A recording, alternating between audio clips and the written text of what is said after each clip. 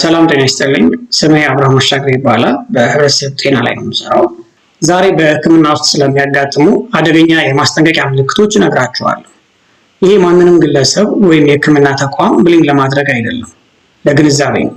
የጤና አገልግሎቶችን ሁላችንም እናምናለን፣ ምክንያቱም እውነተኝነት፣ እንክብካቤና ተጠያቂነትም ይኖርባቸዋል ብለን እንጠብቃለን። ሆኖም ግን አንዳንድ አጋጣሚዎች አሉ፣ ታካሚዎችና ቤተሰቦች የበለጠ ጠንቀቅ ማለት የሚኖርባቸው። አንደኛ፣ የሚቀርቡት ምክንያቶችና ማብራሪያዎች ግልጽ ሳይሆኑ ሲቀሩ ወይም ለምን እንደሚያስፈልገው ሳይገለጽላችሁ ሲታዘዙ። ሁለተኛ፣ ጥያቄ እንዳትጠይቁ ስትዋከቡ ወይም ስትከለከሉ። ሶስተኛ፣ ያለ ስምምነታችሁ ወይም ፈቃዳችሁ ውሳኔዎች ሲጣደፉ።